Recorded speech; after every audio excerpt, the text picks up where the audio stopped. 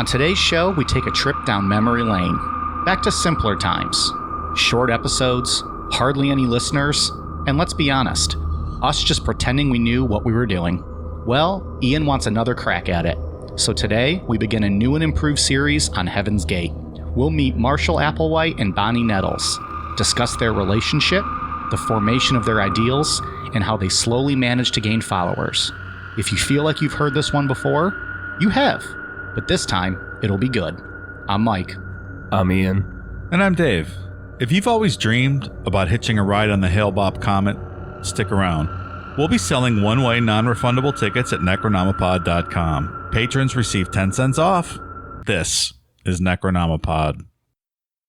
Spacecrafts that are so large you can't even see the outer extremities of them. They would look like something larger than a planet. We will go definitely on board a craft to leave when the spading occurs. You can say, well, what's the difference? Well, the difference is we don't know if we're going to take these flesh bodies on board that craft or if we'll leave these flesh bodies behind. We don't believe that our Father's kingdom has much need for these flesh bodies, but it's possible that a spacecraft will come down and we'll walk on board that craft and they'll take these bodies from us and issue us the ones that belong to that level so that we might begin service.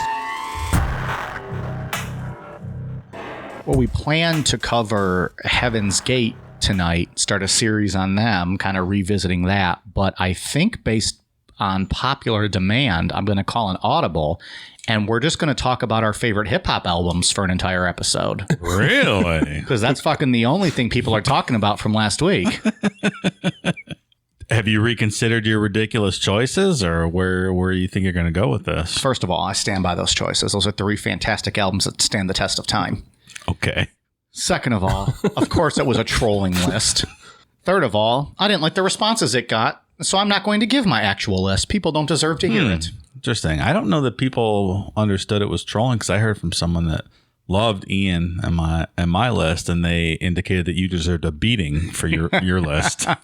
Well, yeah. It so outraged them that they want you to be beaten in the gutter for your bad taste in hip hop. Well, in the words of my close personal friend, George W. Bush, mission accomplished. My close personal friend. I hang out with him every Tuesday. We play euchre together. Euchre. Yeah. And we drink Bush lattes. People really had a lot to say about that shit. They love their hip hop talk. It's good stuff. Yeah. It's the best. Well, it used to be, Dave. It used to be. I mean, I preface my list with a disclaimer that said I'm not qualified to make this judgment call, but nonetheless, I will give you the answer you requested. I think the only one of us who is actually qualified to make that list is myself. And I spoke definitively with the official answer of Necronomipod being that Big Willie Style by Will Smith is the greatest hip hop album of all time. That's the official stance of Necronomipod, is it not? I don't believe that is accurate. No. Okay. All right. I misunderstood then. I misunderstood. I cannot stand behind that ridiculous statement. Do you think people even listened to Ian's list after he started with number one? They probably just and they were like, oh, well, out. fuck. Okay, I'm done. So, yeah, they really got into that last week. We'll have to do that again. Maybe next week we'll do like our top three classical composers. That sounds great to me. Dive into that. Absolutely. Can't wait for that. Fucking troll me on that one. Maybe top 3 metal albums. Maybe there top 3, whatever. Easy listening adult contemporary albums. Oh, I'm all in. See? Of course. Greatest metal albums. Yeah, we had a lot of metal fans out there. It's a tough one. They'll have some things to say about that. Obviously, it's Bon Jovi is the greatest metal band of all time. I mean, obviously. Off the top of my head, Bon Jovi, Twisted Sister, and Nickelback are the 3 greatest metal bands of all time. Okay. Yeah. I mean, if you can't headbang to that, you can't headbang. Like, you don't deserve to be in a mosh pit. Twisted Sister was a good rock and roll band, and they got unfairly lumped into hair metal. Dave, they were a legitimate band. They're a great metal band. They were a great band, Twisted Sister. I think all 3 bands I named are pretty phenomenal. I don't think that's accurate. First ballot Hall of Famers, the lot of them. Runner-up, Hootie and the Blowfish. Love some Hootie and the Blowfish. If you've never been in a mosh pit at Hootie and the Blowfish, you have not lived. You have not lived till you punched a suburban white guy in the face who drove up in his Range Rover. It's fucking how you mosh. All right, so come back next week. There's maybe some of that. Dave Matthews Band's probably pretty rowdy too, right? The mosh pit. Well, Fucking worst music ever. Dave, you're a Dave hater? We never really discussed that. It's awful. It's awful. I'm kind of in between on them. They have a few songs that I'm like, that's okay, but I'm not a lover. Do you really think Dave Matthews is awful, or is it their fans that are just the most obnoxious people in the world? I think it's both. The music's terrible and the most obnoxious fans in the world. Correctamundo, yes. Would you rather have an afternoon picnic with a group of Dave Matthews fans or a group of juggalos? Juggalos. That'd be a good time. Yeah, I would pick the juggalos. Yeah, hands down, of course. It'd be a great time. So much Faygo to be had. Maybe our guy Superhuman would show up. Now we're talking. That's a good fucking day at the picnic, man. I think we've referenced him a couple times. Superhuman? Now. Yeah. Would plug his account, but there's like 700 numbers in that. I don't remember what it is. Superhuman something on Instagram. Yeah. He does his backyard There's like 2 M's in it or something. It's something weird. This is for all you I love that, juggalos and juggalettes. Whoop, whoop. Fuck this shit. It's the best. Check that guy out. Can we post a link to that guy? We should share that with everyone, right? Probably. It's I mean, he should be fantastic. sharing us. He's got a lot more followers than we do. Right, but I'm in His awe of video that of guy. him jumping. His video of him doing the elbow drop on that mini fridge has like 1.8 views. That's man. crazy. We got to send him a Necro shirt. Maybe he'll wear a Necro shirt for one of them. He always wears ICP shirts. Right. Can we put the Wicked Clowns on a shirt? I don't know. Could we? I mean, we can loosely use their trademark, right? Like, I mean, it's interpretation. It absolutely is. Yeah. All right. Well, that's enough. That was a little bit off. This is what happens when I don't have notes to open the show and something to talk about.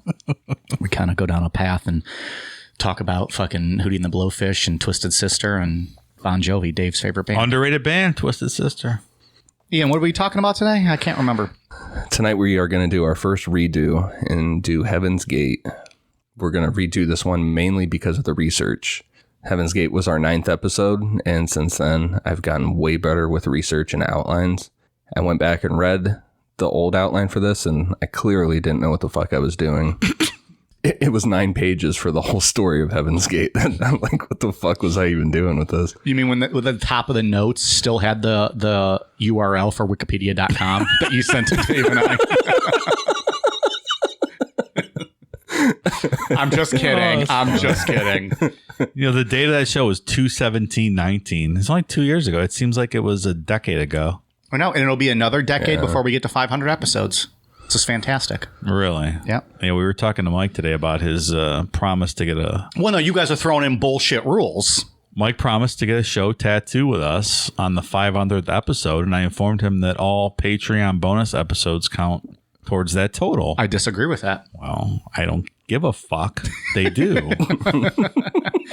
It's got to be. It's got to count in our list of episodes in our timeline on our podcast platforms. I don't think that's accurate. We celebrated our 100th show based on that theory. We did not count the Patreon episodes. So I'm just saying. I think I got a couple years here until I have to figure something out. We'll get your tramp stamp sooner or later, pal. I will get one, like Charlie Runkle tramp stamp. That's right. I'll get that. It's a dolphin. Hail mugs on my on my lower back. So there's a couple more that I want to do for the earlier on ones. Like I was looking through the list earlier and I saw like Rocktario and the Anthill Kids, that cult. Oh, that's a good one. That could be a 2-parter for sure. Did we not do that one as 2 parts?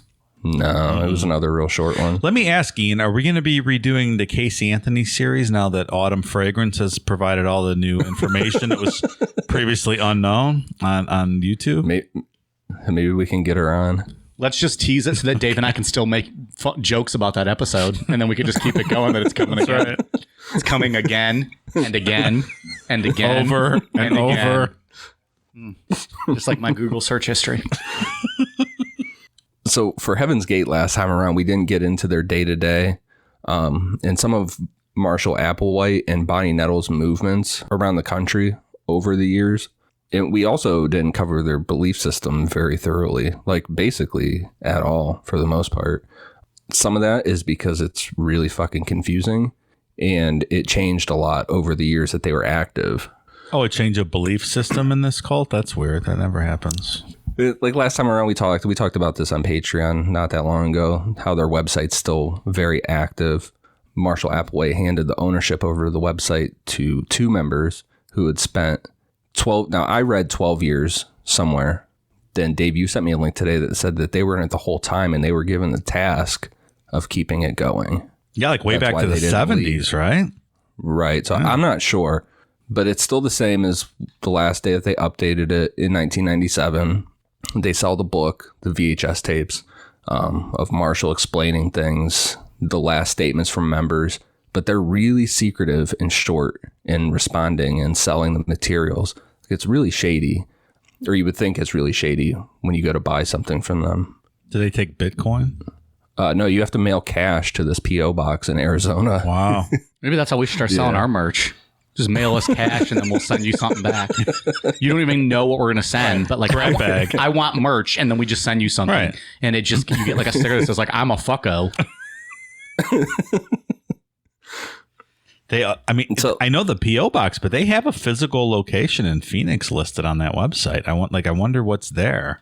Yeah, I don't know. I don't know if it's like this person's house or what the fuck it is. Like 10 or 12 years ago, I was reading their website and I saw the email address. So I decided to send an email, and almost immediately I got a response back.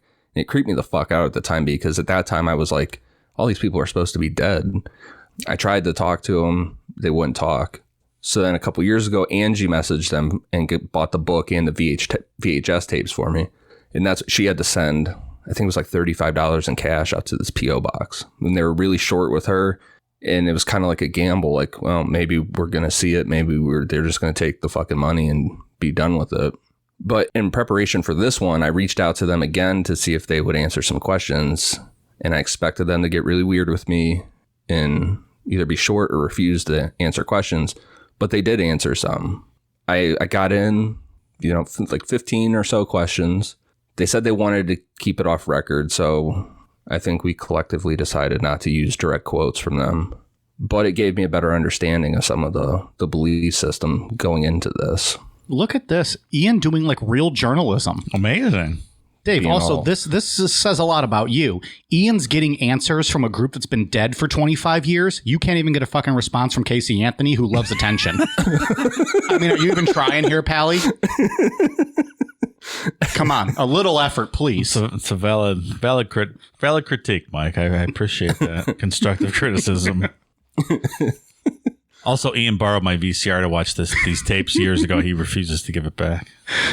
I do. I still have your VHS player sitting here. And he's going to sell it on eBay. It's killing Dave because it's the VCR is the only way he can still watch his Debbie Does Dallas tape. So with that, let's jump into it. Marshall Herff Applewhite Jr. was born on May 17th, 1931 in Spur, Texas, to Marshall Applewhite Sr. and Louise Applewhite, and he had 3 siblings.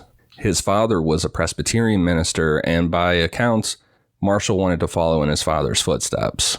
There's really nothing negative to say about Marshall growing up, nothing out of the ordinary.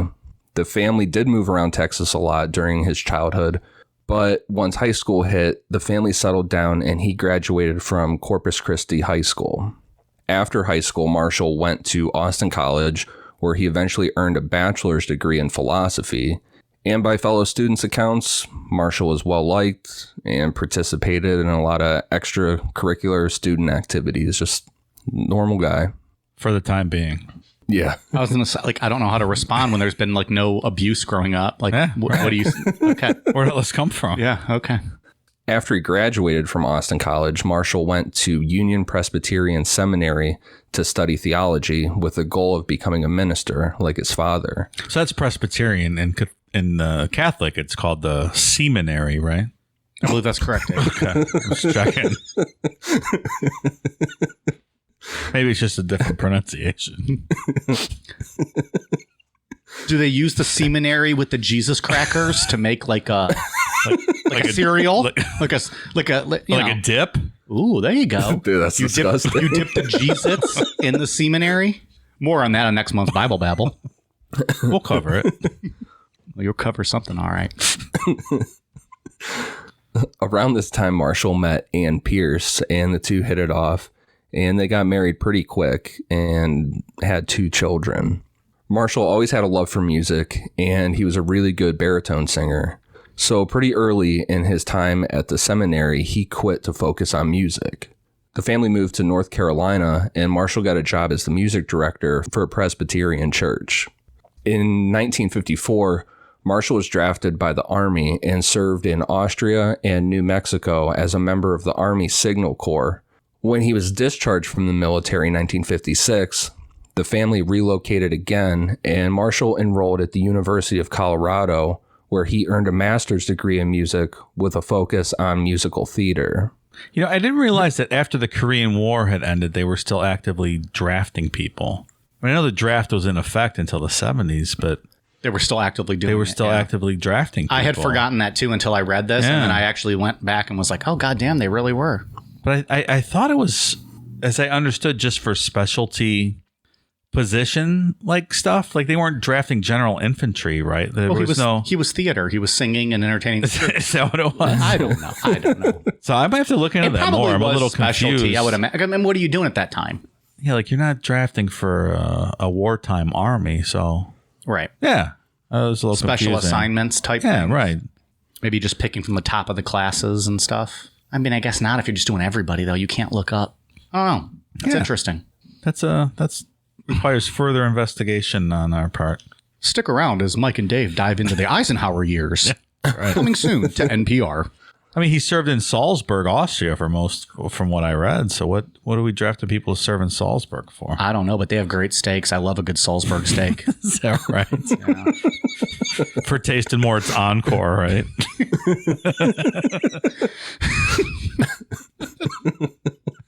Your culinary tongue is nothing if not refined. This is what happens when our scheduling or our recording gets delayed a little bit, and then Dave and I are just sitting here drinking bourbon. This is not good. People are like, fuck this. They're supposed to be telling a story. Get us back on the Hail Bop comedy, and let's go. After he earned his master's, the family moved to New York City, where Marshall pursued a singing career on Broadway. He was unsuccessful, but I mean, it's an extremely competitive atmosphere. He was a really good singer. It just didn't work out. Marshall then got a job teaching music at the University of Alabama. And again, by all accounts, he was a great teacher and very likable. You know, it's amazing with these guys. Like if they would have been successful in their, I don't know, I guess their chosen profession, it would have, altered the outcome of all this. Like Hitler, if he would have been a semi-decent painter, maybe we wouldn't have had the Hitler World War II issues. If this guy would have been, got a good job on Broadway. Well, and might not have had it. Throw it over to what Ian's been talking about over on Promised Land. Go ahead and check out Promised Land, available on all podcast platforms. Imagine if Jim Jones just stuck to like civil rights, what he could have accomplished. You might be reading about him today in the history books. Yeah. I mean, the things he was doing early on, and he was so charismatic. He was a natural leader. Mm-hmm. He had great ideas on equality and lots of other stuff. And did a lot of great stuff until he stopped doing a lot of great stuff. That's it. More of that educated type information on Promised Land. And I promise Dave and I don't interrupt Ian one time on any of those shows. He's like, he was doing lots of good stuff till he stopped doing lots of good stuff. And that's all I got to say on that. That's my series on And then I end it with Mr. Muggs. See you guys next week. This is Mike's take on Jonestown. In 1965, Marshall was fired from this job for having a sexual relationship with a male student. I mean, I guess in college, I don't know, like the ethics of having a sexual relationship with a professor is exactly. But the student was of age. And a same-sex relationship like that in Alabama in 1965 wasn't going to go over very well. I mean, Alabama in 1965 is a fucking hellscape. Yeah. I mean, I'm reading John Lewis's biography. He grew up in Alabama, and it just I can't even imagine the stuff that went on in Alabama in the 60s. It's just crazy that was taking place in this country. Yeah. When his wife Anne was made aware of the affair, she left Marshall and took their children with her. And this is going to be the start of something we're going to see throughout this story, that Marshall Applewhite was very conflicted over his sexuality. Plays a big role in this, in the outcome of the story.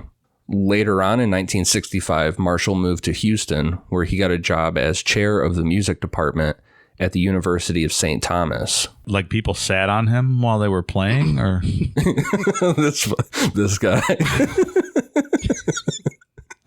good one. Oh, I'm sorry. That means like he headed up to the park. I gotcha. Sorry about that. I misinterpreted the word.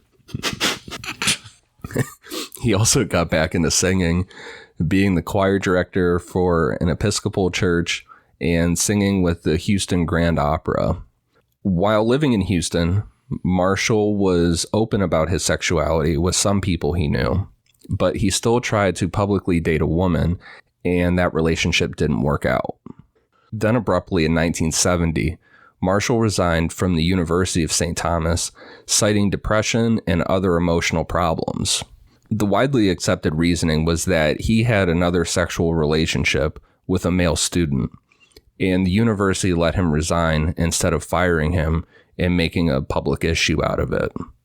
Again, the student would have been of age, but I mean, this wasn't really an accepting time. And I think in all reality, in some of these areas, it still isn't acceptable for some people. Yeah, I'm sure. And like I said, I don't know what the ethics is on a professor having a relationship with a student. I think there was probably a lot of that going on back then. But I think, the same sex version of that probably going to get a lot more heat, especially that's not going to happen down there. In 1971, Marshall moved to New Mexico, where he owned and ran a small deli restaurant. He was really popular with the community and customers, but abruptly closed it and moved back to Texas. It isn't known if he moved back because of his father's health, but around this time his father died. And Marshall just kind of shut down for a bit. He accumulated a lot of debt and started to have to borrow money from his friends. I get that vibe from that guy. Like, he's the kind of guy you would expect to be calling you for money. I don't know. Also, I would love to own a deli. I mean, Dave, you can't eat it all up, though. I fucking love delis, man. You got it. I mean, they're delicious. Fucking fantastic food, but, you got to make a profit. You can't just sit there eating pastrami. I would have a problem, yeah. You're just like in like the cooler, just like shoving meats into your mouth. Oh, man. I would love it. Yeah. Get like a good sandwich with like some crispy chips and like a pickle. Fuck. It's the best. Now I'm hungry. I hadn't eaten dinner. I didn't eat much either. I'm hungry too. All right. Well, Dave and I are going to go eat. We'll make this a 3-parter and we'll see you guys next week. We're going to DoorDash. We're going to cut this short tonight. So in March of 1972, Marshall met Bonnie Lou Nettles, who, in my opinion, and I know a lot of other people feel this way, was the real cult leader in this story, and Marshall was her first follower. It's not clear how the two of them met. Bonnie worked as a registered nurse in Houston, Texas, and in one version of the story, Marshall checked himself into the hospital seeking treatment and reversing his sexuality, like gay conversion therapy. And in another, he checked himself in because he was having a mental break. I personally believe that if he did check himself in, it was an attempt to reverse his sexuality. I think the mental break story is a sensationalized one to come up with this, like a headline answer for what we know happens at the end of the story. Like, of course, this guy was crazy. Yeah, So that came up after the fact, you mean? Like, yeah, I mean, it's really muddy. The media tried to figure out, people have tried to figure out how these two met, and there's different accounts of everything. Right. Mike, you used to run a conversion therapy clinic in college, didn't you? Girls would check in and be converted to non-virgins, right? I was really nervous when you started that. I was like, where the fuck's he going with this? Because this is not savory. But yes, I can confirm. Yeah, I thought so. I was 14% effective. I don't really understand what that means, but It means usually they'd see my wang and they'd be like, no, I'll stay a virgin. you're not putting that in me. They'd be like, motherfucker, you need some Blue Chew. And I'd be like, I know. They won't fucking sponsor us. What do you want from me? I've been begging for years now.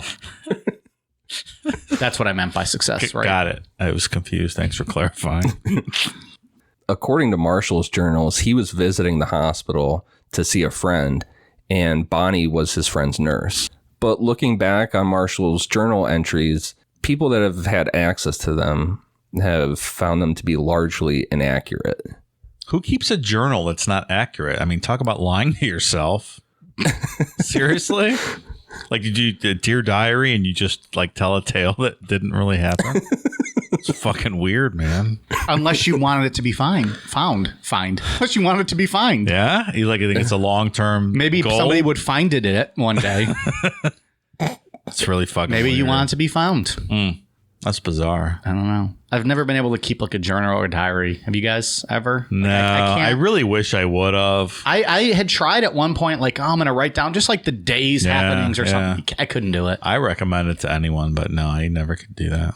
You know, I don't know. what are we going to do? We're going to try to write our autobiographies one day. Make it up like Marshall did. Right.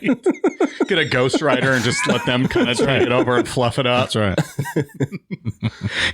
right. Chapter 36. Mike's still in college banging women. Well, it's my story. This is how I'm telling it. Dude, aren't you 40? Yep. The Van Wilder. I still love freshmen. Terry Nettles, Bonnie's daughter, worked at a theater on evening shows and concerts, and the theater included a drama school.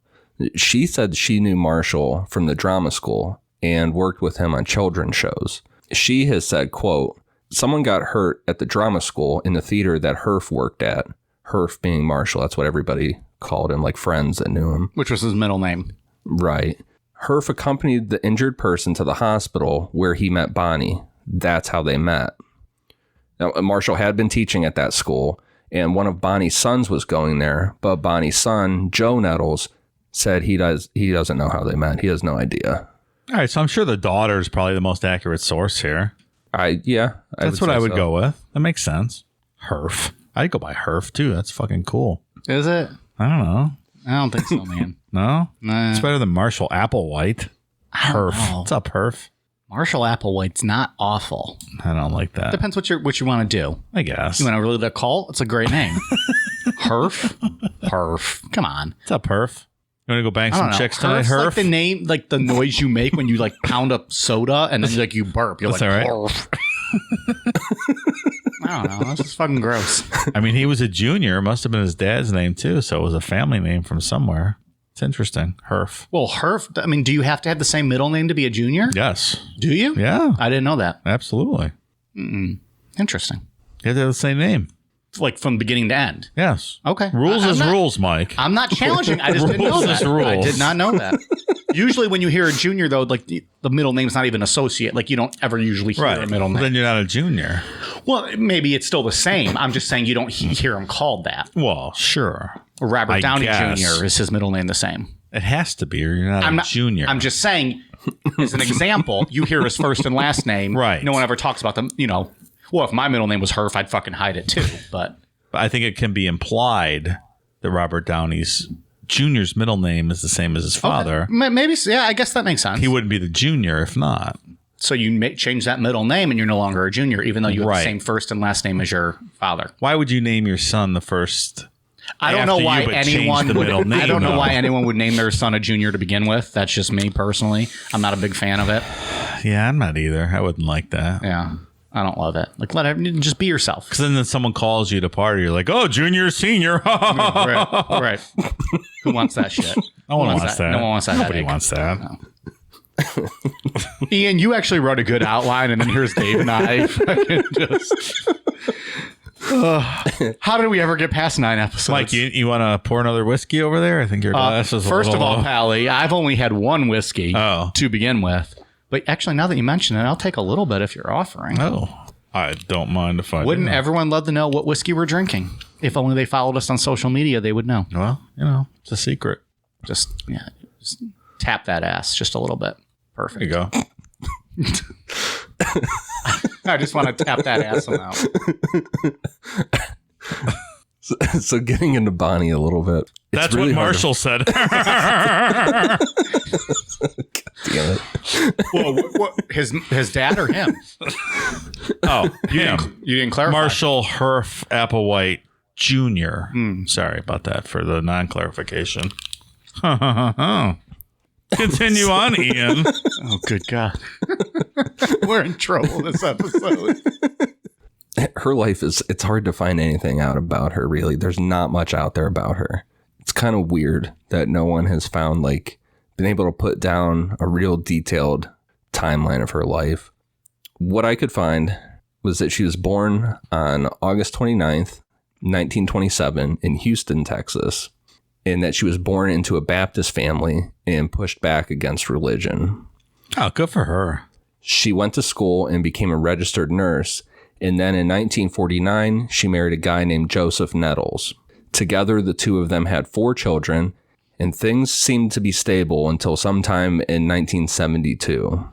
Ian, I have a question. Do you think if you asked the website about her, you would be able to get more information? Or do you think, 1, do they not even know, or 2, they wouldn't give it if they did? So I did ask them a question about her, which will make more sense in part 2. Oh. And that, my friends, is a teaser. No. I didn't even plan that. No, this is perfect. You pulled it off flawlessly. I was legitimately asking a question. Okay. Well, then we'll save it for part 2 then. Yeah, that's fine. Yeah, as I was asking them questions, I was like they're only talking about Marshall Applewhite. Like, would we just forget about Bonnie Nettles? Like, fuck her or something? And so I brought her up, and they were still kind of short about her. So, did you ask if Bonnie was practiced in the ancient art of fellatio? No, I didn't. I believe that's against their beliefs, Dave. Oh, well, I might have to ask them this week. I, too, can contact these people. Please don't kill our source. They're still speaking with us at this point. Joseph and Bonnie's marriage began to go south as Bonnie got deep into astrology, theosophy, and the occult. And these beliefs are fine, and being into it's super cool, in my opinion. But when your partner wants absolutely nothing to do with it, it could maybe cause some issues. And especially if you start going way off the rails with it, like Bonnie did. Well, you think it's awesome, but is it really awesome if your wife's reading your fucking horoscope every day? Because she loves astrology. She's like, well, Joe, Capricorns are going to have a shitty day, so no need to fucking cook you dinner tonight. Are you a Capricorn? I am, yeah. As am I. Ian, are you? Did you make the cut, or are you out? No, I'm an Aquarius. Yeah. But you only missed it by a couple days, I think. Yeah. God, Dave, can you imagine if we were all Capricorns? Yeah. I don't know what that means, but the 3 of us as It doesn't Capricorns? fucking mean anything. Well, you just pissed off half our listeners. Look at your horoscope, Joe. You're getting fucked today. No breakfast for you. Why does Dave's what Bonnie go-to sounds like? astrology lady have like smoker's voice? I don't know. I just picture her with like a whiskey Coke in her hand with a cigarette coming out of it. So as do well. I. That's what the voice came from. Sitting at her kitchen table, yelling at her family with the newspaper astrology section in front of her. You should have married a Pisces, Joe. And now she's from Long Island. In 1972, Bonnie started to claim that a 19th century monk named Brother Francis spoke to her and gave her instructions in life. Yeah, I bet. She also started hosting seances at her house every Wednesday in an attempt to speak to spirits. That same year, Bonnie went to a fortune teller that told her she would soon meet a mysterious man who was tall, with light hair and a fair complexion. So however she met Marshall Applewhite, when she met him, it was like, oh shit, here's the mysterious man that I was supposed to meet. Oh. What did Brother Francis tell her to do? I don't really know. Oh. Hello, Bonnie. This is a Brother Francis from Sicily. I'm making your husband Joseph a pizza pie for a dinner. Brother Francis. Stop bothering him with the horoscope of bullshit.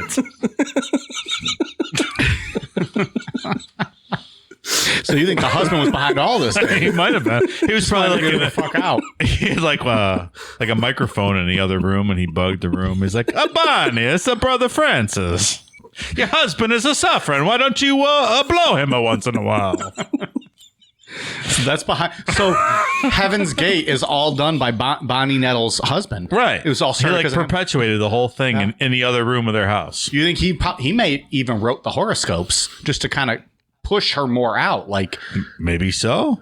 I see you in the other room, Bonnie. This is a brother Francis from the beyond. Your husband needs a pizza pie and a fellatio. What are you doing? oh, I hang out with Andre Chikatilo. We're friends. My boy, brother Francis. We're gonna get laid tonight. Give up at the pussy to your husband or Joseph. Oh, they get the sausage tonight. Oh boy. Okay. Yikes. So we're gonna be doing a third edition of Heaven's Gate in about a year where we're like, no, this will be the real one. We're gonna get it right this time. We're not gonna fuck up the story and interrupt it. Where you and I get replaced because we're in rehab, and the other two people, Ian's got another story like, oh yes, Ian, that sounds like a great outline. Yes. I'm glad Brother Francis was speaking so coherently to Bonnie during this time in her life. So the two of them were inseparable. Marshall said himself that he felt instantly connected to her, and together the two decided that they had known each other in past lives.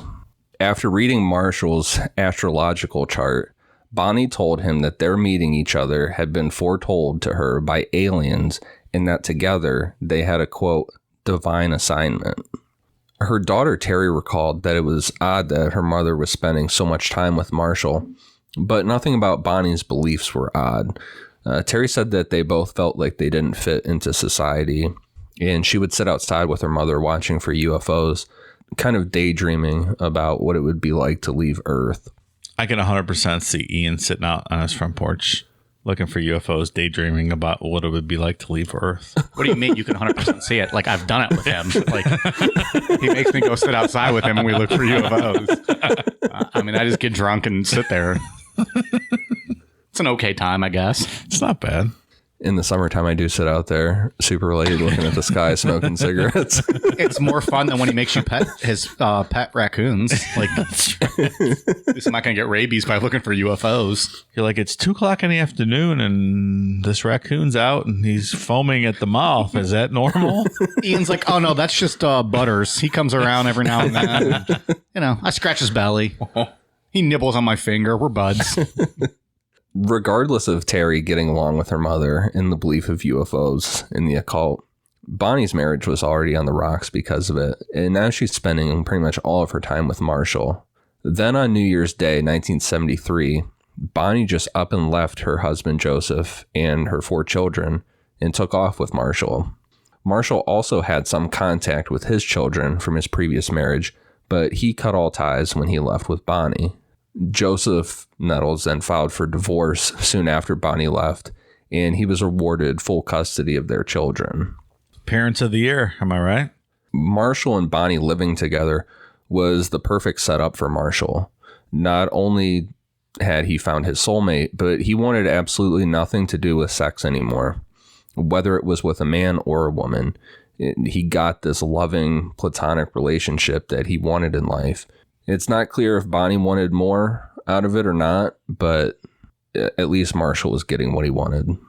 Together, they opened a bookstore called the Christian Art Center and a side business called the No Place. That's KNOW, where they taught classes on theosophy and mysticism. Both of these businesses were quick failures, and in February of 1973, they went into seclusion and started traveling the country. This is going to be something that we see a lot in this story, where they do this self-isolation thing and become very nomadic. Since they had no money, the two worked odd jobs and donated blood, and a lot of times they just straight up didn't pay for hotel rooms. How do you do that? I'd be interested in learning that trick. Not paying for hotel rooms? Dip out. How can you get a hotel room without paying first? I've never heard of that. No one gives you a hotel room. I don't know. I don't know if back then, like, I mean, did you have to leave a credit card back then? Like, was it just like, Or paid in cash? Like, but I don't know. If you can just dip out like that, like, was it back then like the honor system almost? Like, I don't think so. Where you checked out, they were like, here's what you owe. I don't think so. I don't know. But I mean, clearly they were getting away with something. I guess. I'm curious to know how that scam works because I do not know of a way to get a free Well, hotel Dave, room. Ian and I were not alive back then. You tell us how hotels work. I was a very young man in the 70s, Mike. I was not renting hotel rooms. You were not in charge of renting the hotel I rooms. was not. Nor responsible for paying the tab. No, I was not. Just eating all that fucking, Cookie Crisp or whatever your parents were giving you back then. Eating out of the mini bar, you would go for that Cookie Crisp. That's right. Fruity Pebbles, maybe. Seems like a good scam. I'm just curious how it worked. Can't do that these days. No. You got to book a room at the hotel, and then they're like, oh, do you want to charge it to that one or not? I mean, either way, they got you by the fucking balls. Yeah. Trust me, I have tried. Can't get out of it. The risk of not paying for hotel rooms led them to start camping.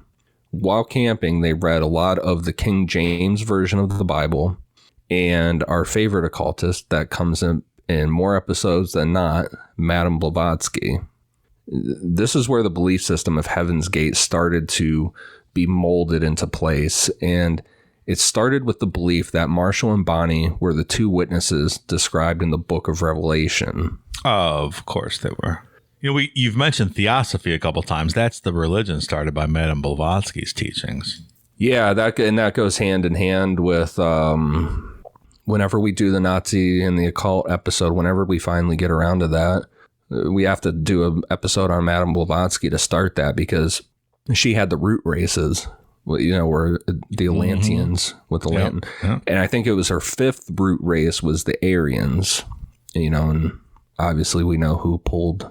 We know where that went. Yeah, that went way off the rails. We'll be right back. In the book of Revelation, John was told that the court of God's temple has been given to the nations, and the holy city would be trampled by the nations for 42 months. During that period, two witnesses would be granted authority to prophecy. They're described as two olive trees and sometimes two lampstands who stand before the Lord of the earth. Both are able to devour their enemies with fire that comes out of their mouths, and also they have the power over the sky and water and are able to hit the earth with a plague. After their testimony, the beast overcomes the two witnesses and killed them. For 3.5 days, the people of earth celebrated the two witnesses' death and would not permit the witnesses to be buried properly. After this time, God resurrected the two witnesses, and their resurrection strikes fear in everyone witnessing their revival. And the two witnesses then ascended to heaven. In the next hour, a great earthquake occurred and killed 7,000 men, destroying 1/10 of the city. Sounds like a future Bible Babble episode for sure. Sounds like a really good time. I haven't studied Revelations in a long time. You should. It's the best book of the Bible. It is a lot of fun. The end of the world. I honestly do think it's the best book of the Bible. If you're going to read one book of the Bible, cool shit. Revelation. I also like John from the Gospel. John. Yeah. It's a good one. Matthew, Mark, Luke, and John. Anyways, you know the rest. Yeah, we all do. Yeah. Thanks, Mike. That jingle may be coming soon to Bible Babble if Dave ever lets me record it, but he won't take me up on that offer. I might. Maybe. When we talk, if we up it to $11 for patrons, they'll get that little jingle. we'll be talking about Palm Sunday this month, I think. I think that's a good one. Yeah. Had a couple of good topics. I have a question I want you to answer, Dave. Yes. I want to know why Lent is meatless. To be continued. We're going to be discussing that on Bible Babble this month as well. Good stuff. Patreon.com/Necronomipod. And also, I saw someone posted they asked how many communion wafers do you have to eat to make it add up to a whole Jesus? So I've done the mathematical computations, and we're going to talk about it on Bible Babble this week. Look at that. Look at Absolutely. that. I have a question. Can you eat Jesus as I've been told they've been called? Jesus crackers are called Jesus. Sure. Can you dip them in salsa? I don't believe it changes the makeup of the Jesus. So yes, I think you can. All right. Just want to know. Or like a queso even, a fine queso. I don't see why A not. little spice to it. Maybe we can ask Brother Francis, though. He seems to know. Oh! Yeah, so you can dip a Jesus in the salsa, for sure. 100%. You gotta dip it in my meat sauce. It's the best. So, all right. So we agree. Jesus can be dipped. Absolutely. Why not? More on Babble Babble with your pal Dave. That's me. With the belief that they were the two witnesses, Marshall and Bonnie went back to Houston. When they arrived, they ended up getting a woman named Sharon Walsh to be the first one to follow them. They were friends with Sharon from before with the whole No Place store, like teaching the mysticism and theosophy stuff. So Sharon was already into this kind of shit. And after 6 days of listening to Marshall and Bonnie's new message, she just straight up left her husband and children to go follow them. Amazing what people can be talked into. Yep. 6 days listening to this nonsense. She's like, yeah, you guys are right. I'm with you. Let's go. Fucking Sharon. They traveled around for 4 months trying to gain more followers, but literally everyone shut them down. Then, after sitting down with her husband, Sharon started to come back to reality a bit and decided to come home and stop following Bonnie and Marshall. She's like, what's the matter with you? You're traveling the country. What are you doing? I love how everyone's Italian in this story now. What, are you a fucking idiot? This whole story is now just an Italian story. We're back in the city of Naples. Ian, continue. Sharon's husband still wasn't thrilled with Bonnie and Marshall Applewhite, obviously.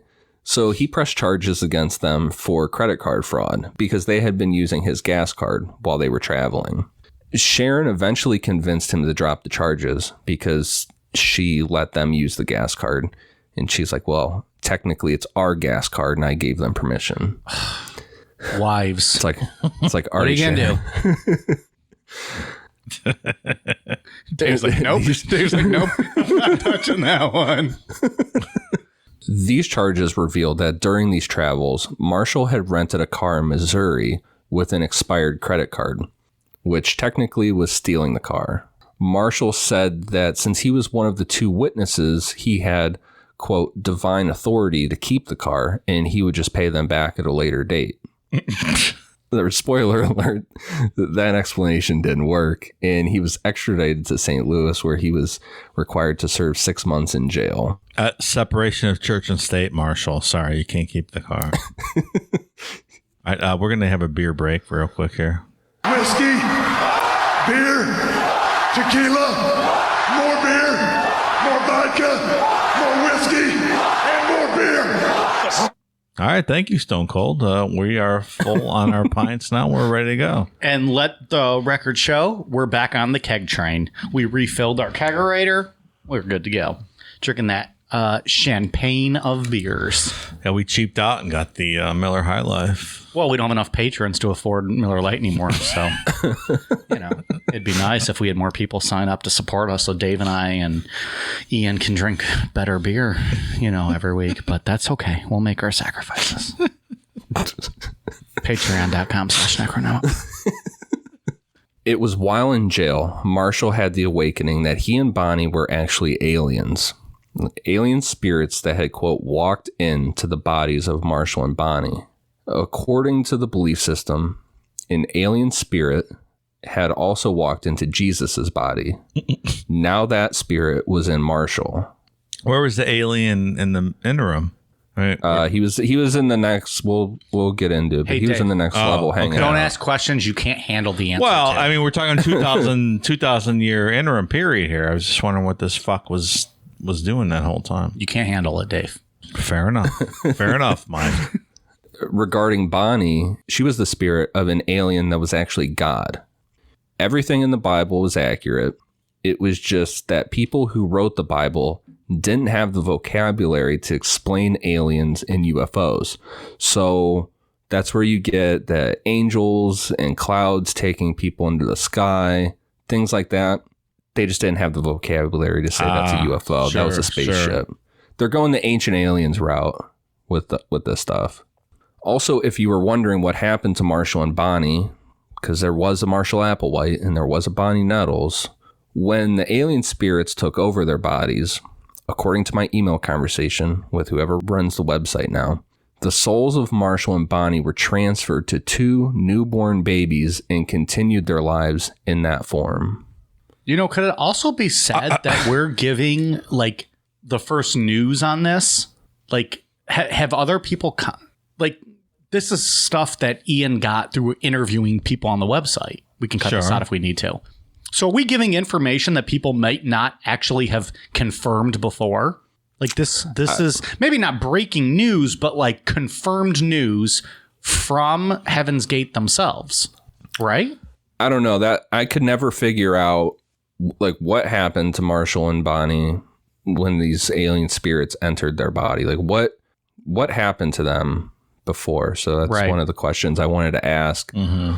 And yeah, so their spirits or soul went to 2 newborn babies and they were replaced by Jesus and God. Well, but it's not really Jesus and God, because also according to that email, all the stuff in the Bible, they used it as like allegory to explain to us stupid people that, you know, that's what we understand is Jesus and God. They underestimated us and didn't know we had Bible Babble with your pal Dave. Fucking A, right? An expert on all things biblical. I agree with that sentiment, Mike. Thank you very much. My question, however, is what happened to the souls that already inhabited those newborn babies? Where did they go? You got to stop. You're asking too many questions. Listen, pal. Listen. Ow! Listen, Pally. You're asking questions. You're about to get whacked. See, what year was... You're going to get whacked.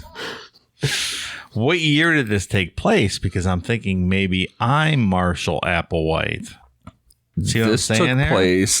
This took place in Dave, 1973. So you were born 40 years before this, Dave. That's just you were 40. An offensive thing to say.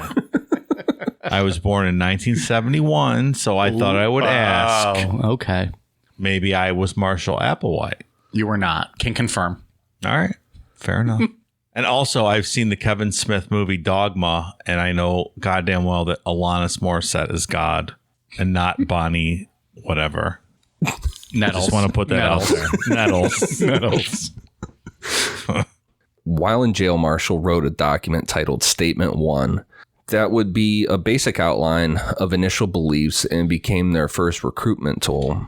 In part, it said, quote, "There are 2 individuals here now who have also come from that next kingdom, incarnates as humans, awakened, and will soon demonstrate the same proof of overcoming death. They are sent from that kingdom by the Father to bear the same truth that was Jesus. This is like a repeat performance. This restatement or demonstration will happen within months.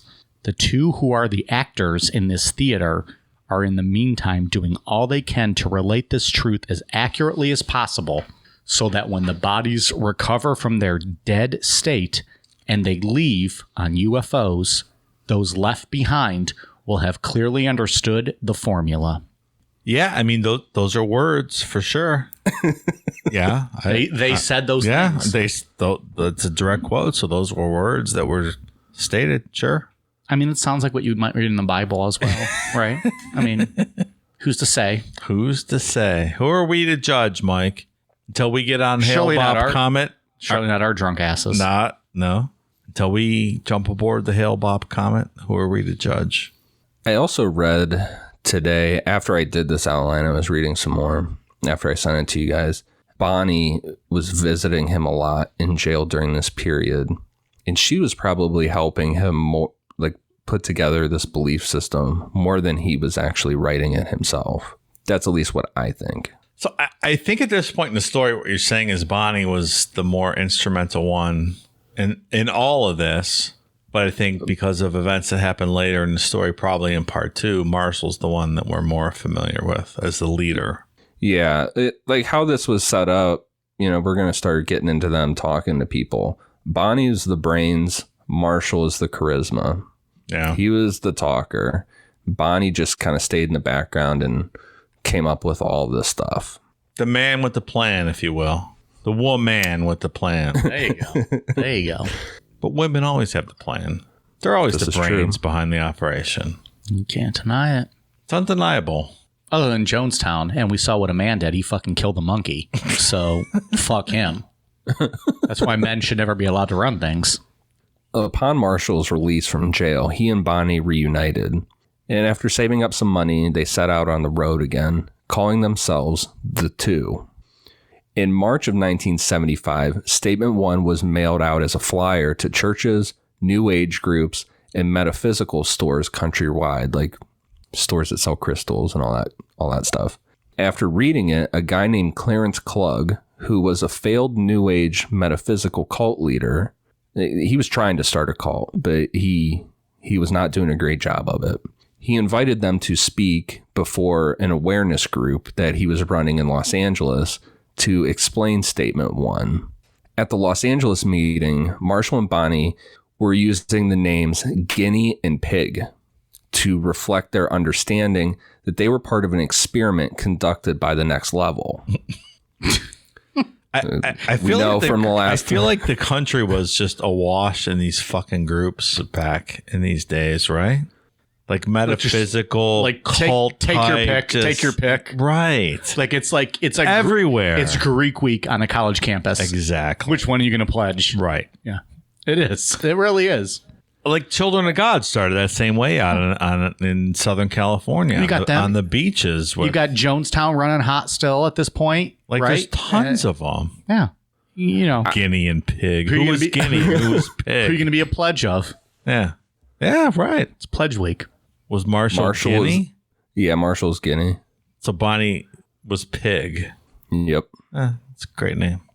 Talking about the metaphysical thing, like there being so many of those groups, I feel like those type of places still today, like yoga places, metaphysical stores, at least I get the vibe when I go to those places that I'm like, am I talking to a potential cult leader right now? Or are you a failed cult leader? Yeah. What are you trying to put on me right now? Because there's one up the road here that I actually do like going to because I like buying crystals and stuff. Yeah, there's a couple ladies that run that work there that I could see them being like a Sharon that takes off with Bonnie and Marshall if it was back in this day. So they said Guinea and Pig, and they were an experiment being conducted by the Next Level. They explained that the Next Level was the same concept of Tila, which stands for the evolutionary level above human. So it's all the same thing. In other words, like Rob Zombie would say, more human than human. That's exactly Rob. Thank you. The Next Level is a physical place. It's another planet in our universe where beings live in pure bliss and feed themselves by absorbing pure sunlight. At the Next Level, these alien beings do not have sex, eat, or die. And they said that those were all the things that make us, quote, mammalian here on Earth. The two said that what the Bible calls God is actually a highly developed alien.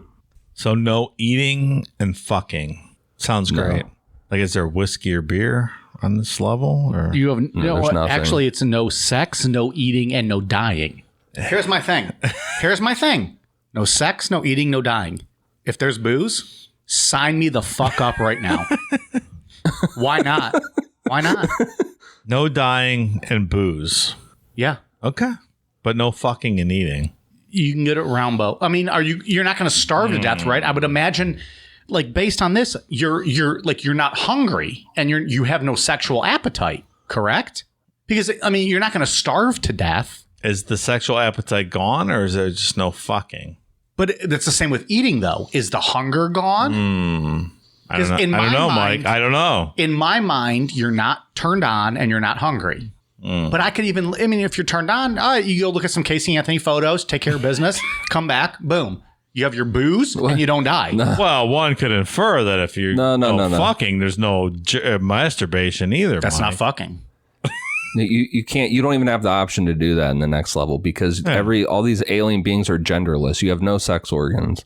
No sex you're organs, genderless. So Mike. you're never hungry, you're never horny. Absolutely not.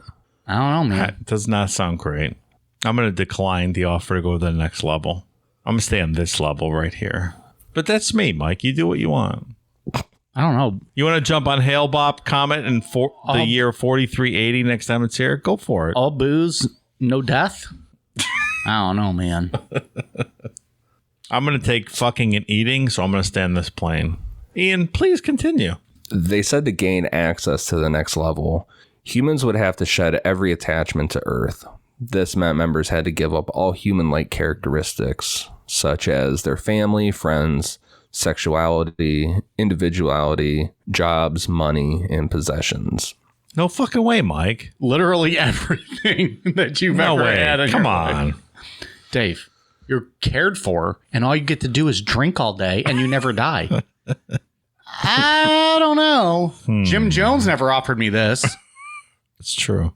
More of that on Promised Land, available every Tuesday on all of your podcast platforms. Sometimes Wednesdays. It happens.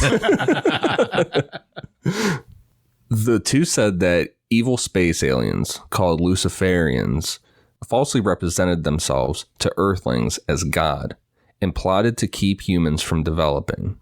Technically, being advanced humanoids, these aliens have spacecraft, space-time travel, telepathy, and increased lives. Like, they live a lot longer. Well, like if I play Galaga, I get an increased life. I get 10,000 points. I get a new life. It's not special. Dave, eating and sex is going to cause a tragic end to your life. Is that right? As opposed to just me who's just drinking. He's drinking in infinity up there. Okay. I mean, come on. It's an obvious answer what you would choose. I'm still not convinced. Well, all right. Well, I'll pour one out for you at your funeral. They use holograms to fake miracles, have gender, and stop training to achieve the kingdom of God thousands of years ago. So they stopped trying to get to the next level. They also believe that all existing religions on Earth have been corrupted by these aliens known as Luciferians. They also dumb this down a bit and pretty much say that everybody's a Luciferian that's trying to get you to stay connected to Earth and your Earth-like characteristics. In statement 1, they were talking about a demonstration in that quote you read, Mike. They ended up saying that this demonstration would provide absolute proof of aliens, and these aliens would take whoever was ready to the next level. I'm ready for it. Let's see it. I want to see proof positive. Show me the aliens. I want the aliens. You want aliens? Say yeah. Yeah. No, we're just making fun of it. What is it, Alabama with the leprechaun? Yeah. See, this is leprechaun. Yeah. Ian, what's that guy say? See, this was a something that's been passed down from generation to generation in my family for thousands of years. It's flute. Still, the reigning defending champion of YouTube videos. That is the greatest. It will never be surpassed ever. Probably a crackhead got a hold of the wrong stuff.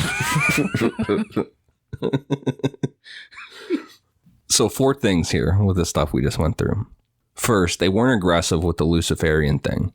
Like, typically cults are really aggressive in saying, if you don't join us, you're not going to survive in life.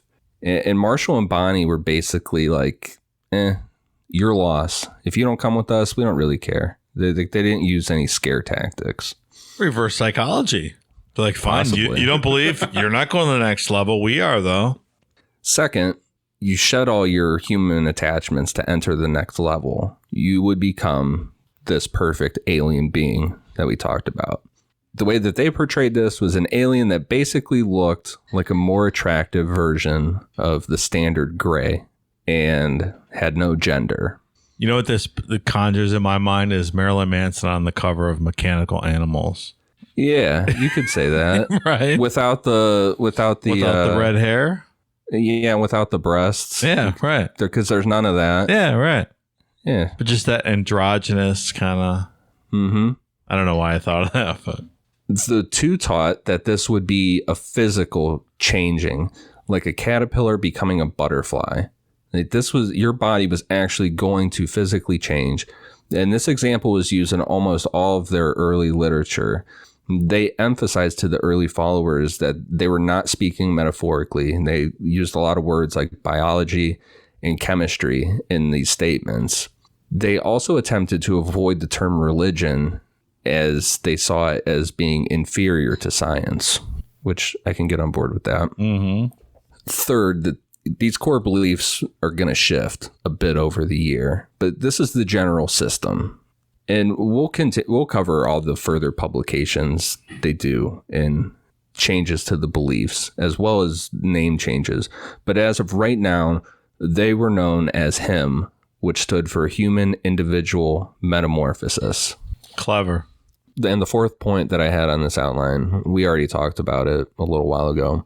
Marshall was the charismatic one, and Bonnie was the brains behind everything regarding these beliefs. I mean, that's fair. Yeah. That's standard, I think, with some organizations. It's the behind-the-scenes brains and the upfront charismatic spokesperson. It's not unusual. It's interesting in the world of cults. I can't really think of... That's true, yeah. Yeah. It's more like a tag team situation here. Yeah, I can't think of one off the top of my head that worked like these two did. Jim Jones and Mr. Muggs, obviously. It's like, bitch, run my fuck schedule. So after the meeting, the two invited those attending to come to Gold Beach, Oregon to hear more. A bunch of people showed up and 24 people joined. Some of those 24 would stay till the end in 1997. As this was a success, they now considered themselves the shepherds from the Bible and called themselves Bo and Peep because they had a flock of followers now. It's very clever. Very clever indeed. After the success of their first meeting, they held another one in Wildport, Oregon on September 14th, 1975. This meeting was another success, and they got another group of about 20 or so people to join them. After selling all their possessions and saying goodbye to loved ones, the group pretty much just vanished. That night on the CBS Evening News, Walter Cronkite reported that the group had disappeared in one of the first national reports on the group. And he said, quote, "A score of persons have disappeared. It's a mystery whether they've been taken on a so-called trip to eternity or simply been taken." Yeah! Or simply been taken. This negative media coverage scared Marshall and Bonnie, and they quickly got out of Oregon, moving on for other meetings in Denver, Chicago, and Tulsa. Overall, they held about 130 meetings through this time period using the following flyer. So I'm going to read this just as it is written. UFOs, why they are here, who they have come for, when they will leave. Not a discussion of UFO sightings or phenomena. Two individuals say they were sent from the level above human and are about to leave the human level and literally, physically return to the next evolutionary level in a spacecraft within months. The two will discuss how the transition from the human level to the next level is accomplished and when this may be done. This is not a religious or philosophical organization recruiting membership. However, the information has already prompted many individuals to devote their total energy to the transitional process. If you have ever entertained the idea that there may be a real physical level beyond the Earth's confines, you will want to attend this meeting. I feel like Ian would be susceptible to a cult like this. I mean, I probably would have checked it out if I saw that flyer back in the day. Like, oh, UFOs. What do we got here? Let me see. They got a bagel spread going on? Because if they got a bagel spread, I'm going to be there. Like, I want to go up to the mothership. Later in 1975, the two decided that the group should be divided into two-person groups and travel around the country spreading the message. Each member was assigned a partner of the opposite sex, but no physical relationship was permitted. To get in contact with Bo and Peep, they were instructed to write a P.O. box in Gulfport, Missouri, and other P.O. boxes in various locations. So these guys might have come to your door. Todd, do you have a minute to talk about the eventual jump onto Hail Bob comment? Dave's like, of course I do. Come on in. Come on in. Can I record you for my podcast called Bible Babble? Let's do some shots. Let's see where it goes. It's unclear if they were ever in Gulfport or any of the locations where these P.O. boxes were, or if they just hit these spots up every once in a while, or what they were up to, because they were just traveling around. And Bo and Pete, they would just randomly show up places, and it would be hit or miss as to how many members would show up, if they even found out about it. It's just because people didn't know where they were in the country. And there were other times that there would be rumors going through the group, through these P.O. boxes, that Bo and Pete would be at a certain location and then never show up because it wasn't true. At this time, the group had around 200 members, but with no structure and no leaders to really follow, the group dwindled down to about 100 people. Like, you send 2 people out in the world to go to travel and spread the message of this.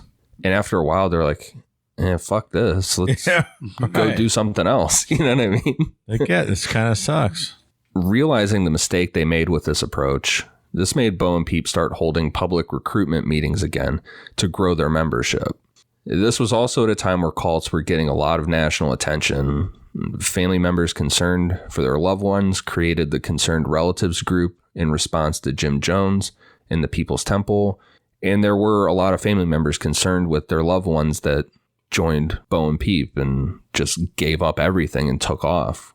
There was a small section of the media trying to find out more about them, and this caused them to have extreme paranoia, and they started to tell their followers that they would eventually be assassinated. Going back to the 2 witnesses and revelations, they predicted that their deaths would be similar. This is the Brother Francis. I believe that you will be murdered by a pizza pie falling from a 3-story building. Ow! It hit me! Ow! My shit is everywhere! Well, I mean, it's because the sauce gets in their eyes and they walk out in front of traffic and get hit by a car. I mean, obviously the pizza's not going to kill them. No, that's the sauce. Yeah, for sure. Plus the acidity, in your eyes. You can't Come see on. anything. You can't fight that. Hey, taxi cab runs you over. Boom. The Pope Mobile hit you, I think, in Italy. There, the Pope Mobile. No, they don't stop for you. Of course fucking not. plebeian. Not important to the Pope. This next round of meetings were largely a failure. There were a lot of meetings where there was some intense heckling going on. Like, basically, yeah, okay, you 2 assholes are the alien second coming, you know. You're like, Bo, Peep. Like Marco Polo. Bo, Peep. When Bo, I say Peep. Bo, you say Peep. Bo, Peep. Bo, Peep. You would have thought we would have planned that. We did not. That's a gift from God. God is good. God is great. Sometimes you just need to let go and let God. Oh, that's funny. There's some video from these, some of their meetings where they get heckled, and it's pretty brutal. Heckling's people good just- stuff, man. I want love people. that. I'm going to go on People record. just I straight want up some. questioning them. I want some Bo Peep shirts now. When I say Bo, on the back you say Peep. Amazon.com/Necronomipod or search Necronomipod for our t-shirts. After one particularly heckle-heavy meeting on April 21st, 1976, Peep, being Bonnie, she just straight up stood up in the middle of it and announced that, she said, quote, "The harvest is closed," meaning that the members they had were the only ones that were eligible to get to the next level. Everybody else can fuck off. We're done. It's like Fuck you guys, I'm going home. Like La Cosa Nostra. The books are closed. No more made members. You're not getting in. You're done. Yeah, except theirs was because of heckling. And they're just like, Well, yeah. fuck you guys. Books are closed. They then took their group of followers on a nomadic journey through the U.S., eventually settling for a period of time camping in Medicine Bow National Forest in Wyoming. This would be the start of a period of seclusion that lasted for 12 years, and that is where we will pick back up on part 2. I would just like to go on record and say that Wyoming is the most beautiful state I have ever visited. Okay. That's It's gorgeous. It's a gorgeous state. Have you've been there? No? I've not been to Wyoming, no. I think Wyoming is the most beautiful state in the United States. Okay. And I've been to many, not all of them, but I've been to many. I think Wyoming is gorgeous. Duly noted. The end of my statement. So they lived 12 years, maybe out in the wilderness, just camping? Like you and Ian would probably like that, like just living off the earth under the stars for 12. Look, in all fairness, Ian and I years? would be the ones still running their website because we would not be dead if you put us in the wilderness. We would survive and we would live on. And, we'd live off the earth. Fair enough. Ian and I could live off the earth, no problem. There's a lot of camping going on for sure. But when I say seclusion, they just kind of they disappeared for 12 years. No one in the public eye saw them or heard anything from them for 12 years after this heckling incident in 76. Like, The only awkward part of the whole entire thing is when Ian and I both walked out of our tents, both wearing the same Shawn Michaels trunk pajama pants. That was the only awkward moment. That's pretty awkward. And we were just like, well, one of us has to change. And then we just both like super kicked each other. And then that was it. And then you go night-night because you just got kicked in the chin. That was it. No other issues. Smooth sailing. It is what it is. Smooth sailing. I guess I would say we went a lot more in depth with Heaven's Gate than we did 2 years ago. And I find it fascinating. Well, this outline was as long as our whole first outline. Yeah. So Yeah. There you go. there's that. Cults are fun and they're one of my favorite things to talk about. So Because it's really hard to put yourself in the position. Yep. These people would listen to these fucking goofballs. They're like, oh, yeah, let me sell all my shit and go with you guys and live in Wyoming out in the open for 12 years. yes, I agree with you. But these are also real people that are doing it, which is fascinating to me.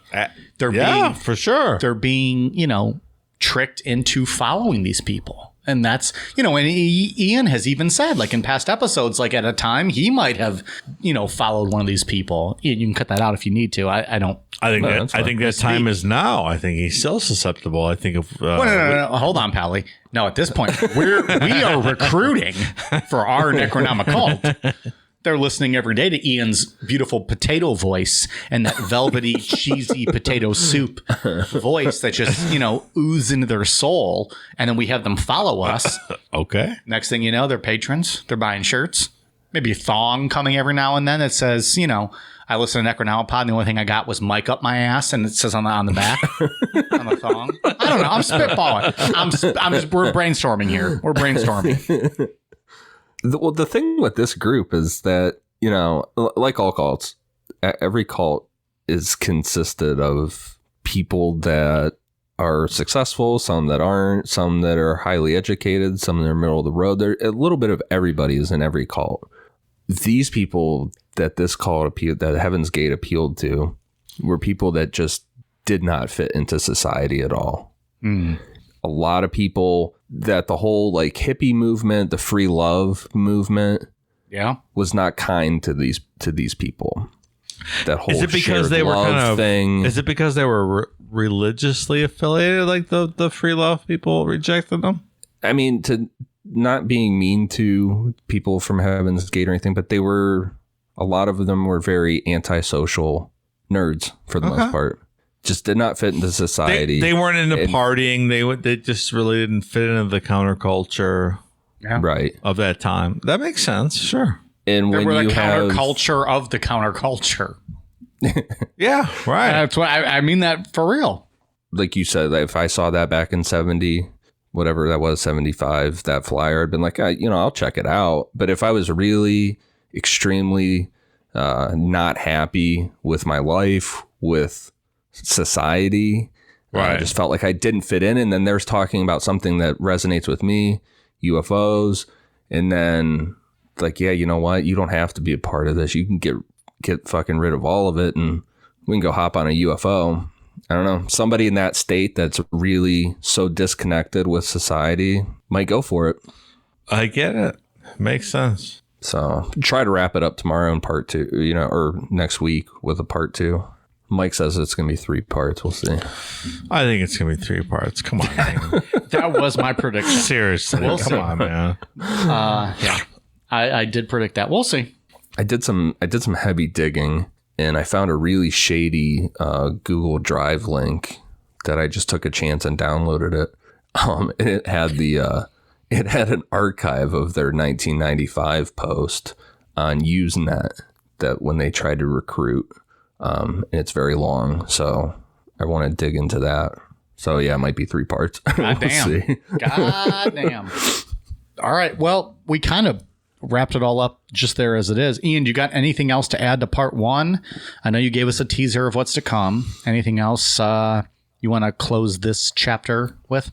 A lot of interesting stuff coming up on part 2 that I didn't know about. One interesting fact involving one of my favorite guys from the UFO world, Jacques Vallée. I'm glad we're redoing it. Didn't Philip Klass kick Jacques Vallée's ass one time? Absolutely not. Can confirm, did not happen. Dave, you got anything else on part 1 of Heaven's Gate? No, I will reserve judgment for next week. Or the week after, because we know Ian's taking this 3 parts. That's what I meant. It's a 3-parter for sure. I mean, honestly, come on, Ian. We don't know. Fucking 3 parts. Well, you know Seriously. what? He might have got his shit in if we weren't fucking whiskey drunk tonight, interrupting him every fucking 4th sentence. In all fairness to It's very Ian, true. he had a very thorough outline tonight, and then we fucking hijacked the shit out of it and ruined it. I got nothing else either, obviously. What do I have to add to anything? Got some patron shout outs for this week. Want to say a special thanks to Marissa Flores, Victoria DiMonda, Brian Coppold, Gina Mancini, Laura, Molly, Tasha Hogarty, Tommy Kent, Brendan Hurlbert, Taylor Freehan, Harris Shaw, Ibris29, Alma Flores, Mary Rowe, B. Ruff, Ian's Taint, Claudia. Love that guy. He loves your taint, I guess. He claimed it. Claudia, Gina Runyons, Tyler Davis, Justin Van Cleve, Sage56, Riley Popplewell, Rachel Pop, Lucy Harrison, Melania, Adam Gerard, Brennan Johnson, Erica Pauza, and Michelle Fowler. Thank you very much. We are at patreon.com/Necronomipod. Ian, what do you got for us?